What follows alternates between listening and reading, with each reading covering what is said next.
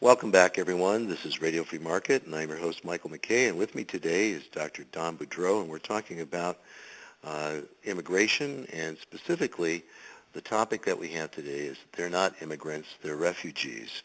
But before the break, we were talking about this topic of migration, and I'd like to expand this for just a minute with you, Don, because Americans are used to the idea of freely moving and traveling throughout the USA as they wish, yet Judge Napolitano has warned that there are new laws coming that will make it harder for all Americans to move about, find work, and associate with other people peacefully.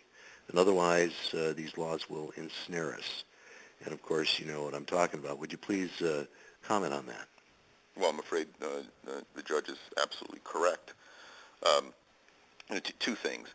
Obviously, in America, we move all the time. Not only as tourists, travel from Virginia to California, but we move residences all the time. I was born and raised in Louisiana. Now I live in Virginia, where I've lived for most of my adult life. I'm an immigrant from Louisiana to Virginia. No one thinks twice about that, right? And I'm better off, obviously, but so too, I would hope, and I think in general, so too is the economy. I'm able to move to a place where I can put my talents to their best use, and which is at George Mason as opposed to a school in Louisiana. We don't think twice about it. But somehow when you put up a national border, people start thinking very differently about it. And I can't figure out why, really. There's no economic case for thinking differently about migration across national borders as opposed to internal migration. Now, unfortunately, given that most people do think that there is a big difference, and most people are fearful, or many people are fearful of immigration for a variety of reasons, politicians respond to this fear. Obviously, and so we're now moving toward a system where, and Democrats, the supposedly great champions of civil liberties, at least Democrats, are right up there at the top proposing legislation that would basically require all Americans to carry a national identification card. Can I interrupt you for a second and ask you, is the idea that all workers are going to have to carry national ID cards? Well, yes, under some proposal.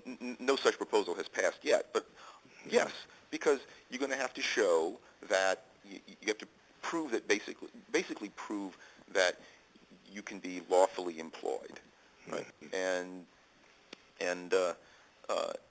Which is absurd, because right. In a free country, why should we need the government's approval for you to hire me, or me to hire you, or for me to hire some guy to cut my grass or to cut my hair or to build my house?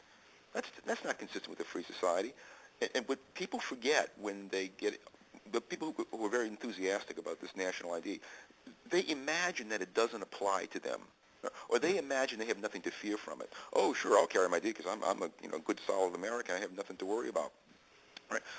Well, but just imagine applying for a job and having to pull out your papers to prove to your employer that you can be hired. We have to do in a way similar things now. Since 1986, the government has really gotten into the business of trying to verify employment. But obviously, there are a lot of loopholes. Illegal immigrants have no trouble finding cash employment. So the attempts to crack down on that will mean that there'll be much more stringent attempts to control employment throughout the economy, and those attempts will inevitably affect American citizens and people with green cards and immigrants who have Uncle Sam's permission to work. Yeah. I actually was a little disingenuous in the way I asked that question, because I'm aware that this proposal is actually a joint proposal between Mr. Schumer out of New York, who's a Democrat, and Mr. Graham, who's a Republican out of South Carolina. And this particular idea they have has a acronym called the BELIEVE system, which, of course, always stands for the opposite of what you want it to believe or want it to mean, or it's completely nonsensical. In this case, that word BELIEVE system means biometric enrollment, locally stored information, and electronic verification of employment. Now, one of our contributors at Radio Free Market has been a young Harvard student, Mr. Christopher Opperman, who recently wrote a piece for the Harvard Salient where he said, steer clear of any proposal that enjoys enthusiastic bipartisan support, I couldn't agree more. such as the Schumer-Graham proposal. I couldn't agree more. And, you know, to me, the candidates are legion, but Chuck Schumer and Lindsey Graham himself, you know, they are two of the most unprincipled human beings in Washington. I have noticed that, actually. Yeah, So let's talk a little bit about that competition proposal. for I'm sorry? Yeah.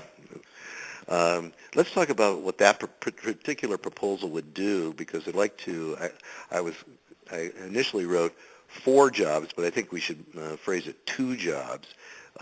There's a couple of things, as you mentioned, employers registering all employees with the federal government by either a federal-approved scanning machine or registering a person at a local office with heavy fines if they do not.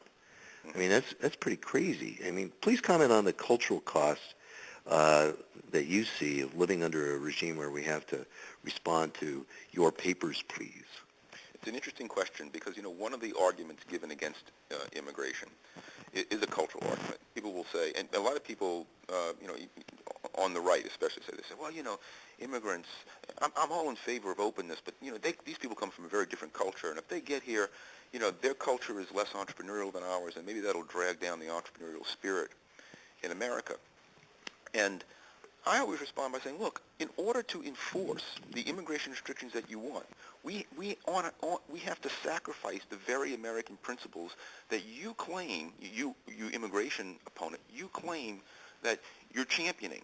Right? To have a papers, please requirement in America is the antithesis of the American spirit, antithesis of classic American liberty. I'm absolutely sure that James Madison and Jefferson, even Alexander Hamilton, would be totally flabbergasted and angry to learn such a thing. So we're willing internally to completely upend our culture, to endorse and embrace restrictive policies that go against our history, that are in violation with the greatest streams of thought and culture in our history. We're willing to do that in order to keep a few foreigners out of the country, people who want to come here to work. That seems backwards to me. I agree with you 100%. Yeah. I agree with you 100%. I can actually foresee kind of a replay of the 60s when my generation were burning draft cards, and we might see a whole host of Americans burning their national ID cards. Yeah, well, I'll burn mine.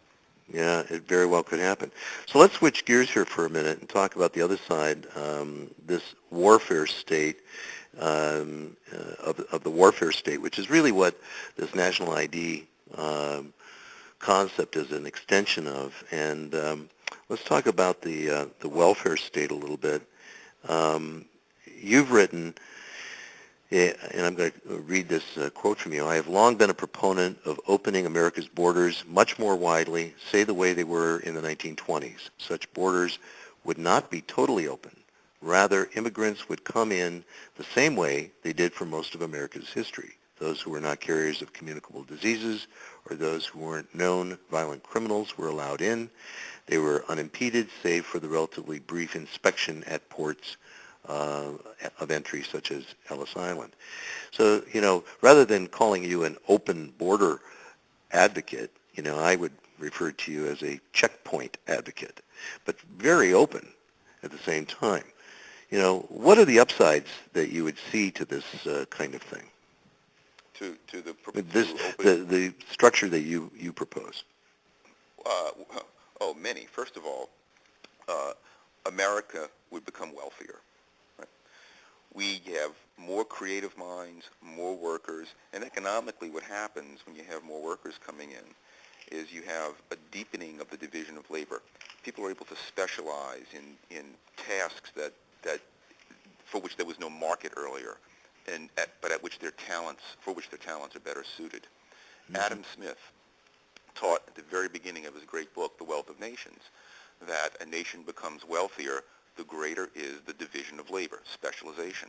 Mm-hmm. The greater the number of workers we have in the economy, the greater the amount of specialization, the wealthier we become. So right off the bat, there is an economic case for immigration.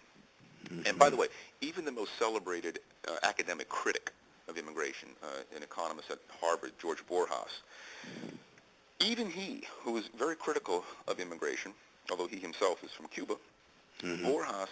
Borjas concedes that immigration, this is a lowball estimate, immigration makes a net contribution to the American economy. And actually, I have his quote in front of me here. It says, although the entry of immigrants reduces the wages of comparable natives, it increases slightly the income of U.S. natives overall. That's right. That's right. And the only comparable natives that he's talking about are high school dropouts. Mm-hmm. And the maximum effect he gets is an 8% fall in the annual income or wages of high school dropouts. So this is hardly a terrible economic effect, even for the people who are hurt most. And but overall, it's a net. Immigration is definitely a net benefit. Another benefit is, of course, a freedom benefit. I view immigration restrictions ultimately as my government, the government claims to represent me, restricting my freedom of association. The government pre-screens for me the people that with whom I can associate. Don, I'm sorry I'm going to have to interrupt you because we have to take a break right now. Folks, stay with us. We'll be right back. This is Radio Free Market. Come back to us. We'll be right back.